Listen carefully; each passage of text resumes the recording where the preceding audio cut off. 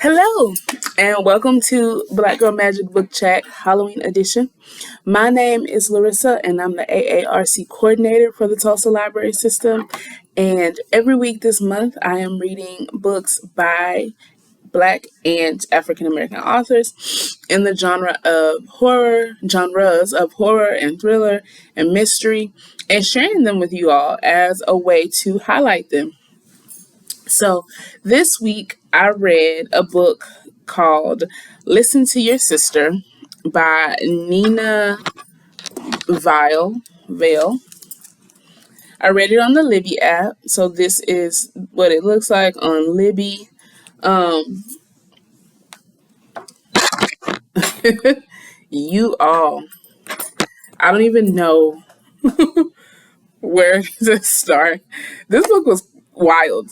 A lot of people who read it sort of kind of compare it to Jordan Peele. But honestly, I think they just say that because he's kind of the top leading black man in horror right now. Or, but I can see it, right? I can't. But in this case, like a mix of Jordan Peele and Stephen King, because the social commentary, right, that you get from Jordan Peele, the racial undertones with the creepy horrorness of Stephen King, because this one was creepy.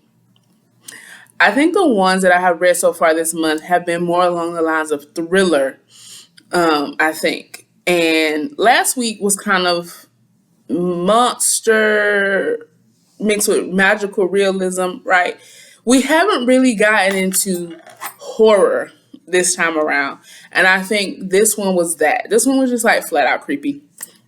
So for people who are into horror, like, your haunted houses, your creepy cabins, because there's a creepy cabin, that kind of stuff, is for, people who really enjoy that unknown, that those twists and turns, and like you don't even know what's going on because the characters don't even know what's going on because everything is just what you think is real is not, and it's wild. So that's where we were. So we start our story. And end our story with three siblings: Kala, Kayla, Dre, and Jamie. I think Kala is 25 years old. She is the oldest sister. You've got Dre, who's 23, and Jamie, who's about 16. And we sort of open up learning that Kala has guardianship of the youngest brother because their father passed away years ago, and their mother essentially gave up guardianship because she's kind of horrible. And so I'm going to spoil some of the beginning, so bear with me. But I'll tell you enough just to make you want to read it. But I think I need to tell you some of this to kind of pull you in. So at the beginning of the story, Jamie is in trouble at school for smoking and or selling weed at school. And so we're instantly thrust into this dynamic of this 25-year-old woman who they are insistent is his mother because obviously a single black mom. She's just lying about being a sister, right? But she's raising him. And so we see this 25-year-old who is going to lose her job because she has to keep coming up to the school to see about her brother, who is quite frankly a mess. And no one can really blame him for being a mess because the reality is that he is suffering from their childhood, as are they all. Kala is dealing with having to take care of a brother just a few years younger than her while she's still in young adulthood. And Jamie is dealing with being a child that is in that position. And then you have their middle sibling, Dre, who's round, but only as much as needed. And he tries to not be needed as often as possible. We learn early on that Kala has these nightmares about the demise of her brothers. And this really kind of drives, I think, the horror of this novel. These recurring nightmares where she sees one or both of her brothers dead, and she feels that they are almost premonitions and not just nightmares. So the story kicks off one night Or we start at the day where Jamie goes to a protest. And so he's protesting Black Lives Matter, police brutality, kind of all of that. And he really feels that he has a bravery that his siblings don't, because he's willing to put himself in the line of fire to do what he believes in. And there's something to that. But we see Jamie go to this protest and it becomes dangerous. Someone blows up a police station. And then Jamie gets cornered by a police officer and is clearly about to be harmed by this police officer. And then out of nowhere, this little girl comes and just, spoiler, rips this man to shreds, basically. Later on, middle brother Dre is hanging out in his home. He's cleaned up, wanting to clean up. He's about to have him a brew and play his video games. And he's looking out of the window, and there's this woman in the window, and she's like, come outside. And he's thinking that it's his roommate's side girlfriend, because his roommate is constantly cheating on his girlfriend. So he's like, tries to ignore that. Moments later, two men come to the house looking for the roommate, mistaking him for the roommate, and starts to beat him. And then out of nowhere, that same woman who was standing in the window kind of comes in and essentially rips these men to shreds. While this is happening, Kala had been out on a day date, if you will. Jamie's supposed to be suspended because he got in trouble at school, but the boy is out at a protest, is about to, get gone by the police. So she goes on her day date. She comes back. She's feeling good. She's had a good time on her date. Her brother's not home. She calls and calls. He doesn't answer. She calls the middle brother. He doesn't answer because he often ignores her. But in any case, so after, some time goes by, she misses a call from Jamie, and she gets this voicemail of him kind of scared. He's scared. And so she's like, oh my God, I have to find my brother. It's raining at night. She rips out of this, I think it's raining. It gets confusing, right? There's so many things that are happening while, like the way this author describes things, you sometimes don't know what's real and what's not. But in any case, she runs, gets in her car, goes, tries to find him. In the middle of driving, she has a nightmare. And she crashes her car into a light pole. But when this happens, all she's concerned about is, I had a nightmare while awake. And in these nightmares, my brothers are dead. And she sees this figure with a wide-brimmed hat. An old lady, maybe. And she just begs it to save her brothers. And if you notice, it feels interesting because all of them have been saved by some iteration of girl or woman, right? You've got the little girl with the brother, and the woman of probably my age or younger with the middle brother, and this seemingly old woman with the big sister. And it's like maybe they have a guardian angel or something. But now you have them in a situation where the police are looking for all of them for various reasons. You got a woman who crashed her car and drove away from the scene. You got a man who left 2 dead bodies in his bathroom. You got a kid who was at a protest that turned deadly.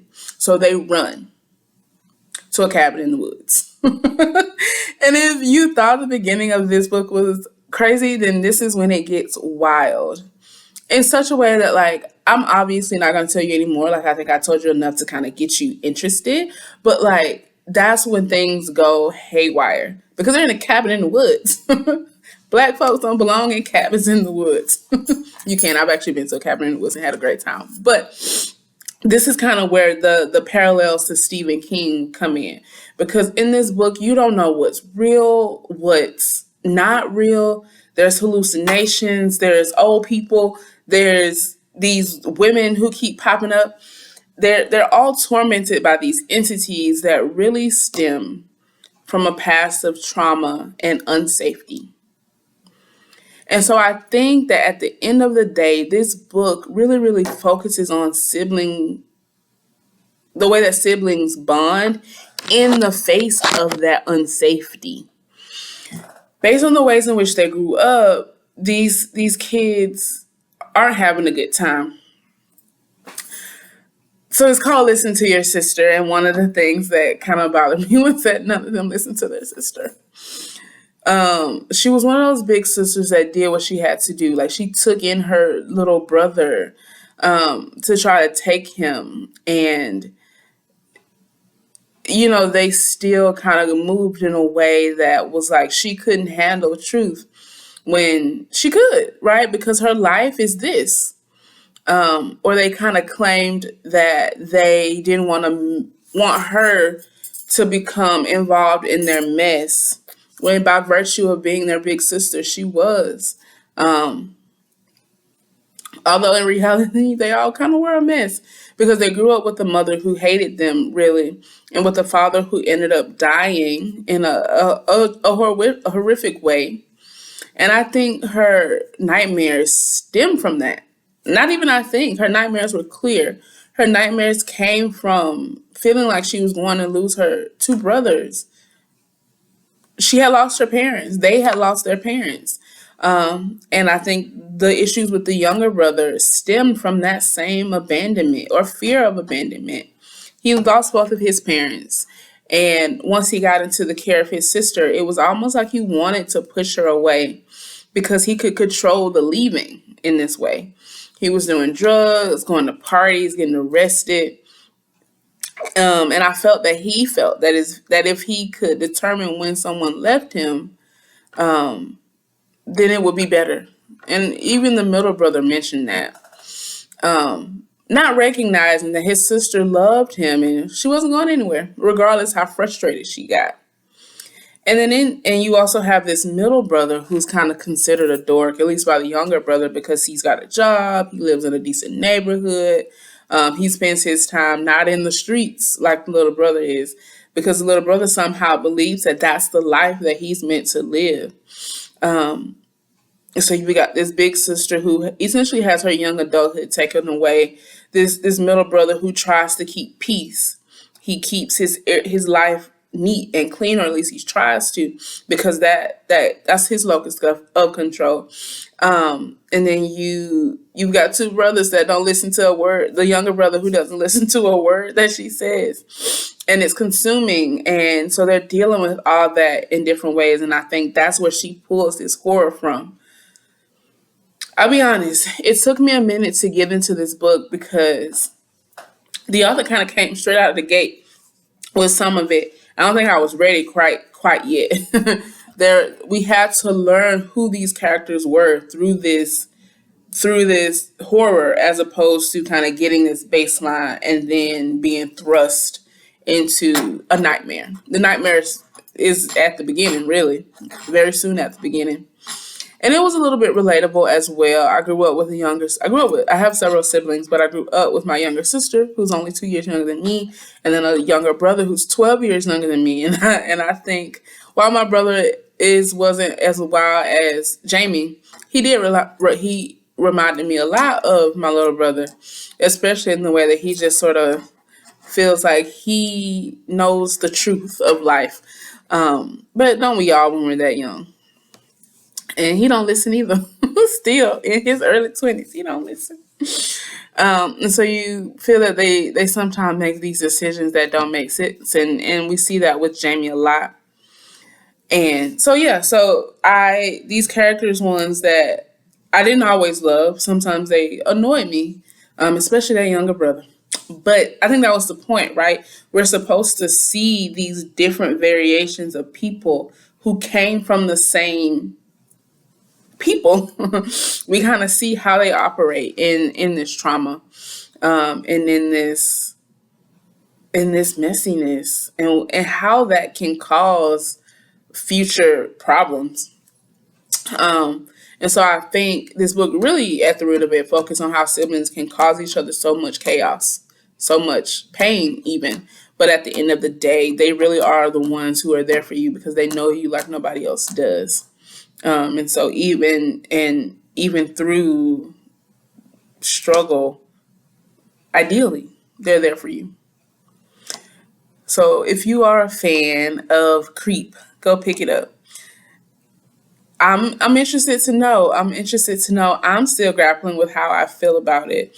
I think that Nina did a really good job in the creep. I don't know another word to use. I think she did a good job of blending the real world with this sort of hallucinated world, and a good job of kind of showing how each one of them could get lost in it, and how the things that they loved outside of their family could cause some of that. Read it. Tell me what you think. I'd like to know. So that's it for this round. If you can see my shirt, it's the opening day of the Bronson Brookside Library, which was my home library before I started at the Russo Regional Library. It's a beautiful library, so please drop by and check it out. Check out a book. It's lovely. So, y'all, we've got one more week, and I can't wait to share that book with you. I don't think it's going to be as wild as this one. But until next time, bye.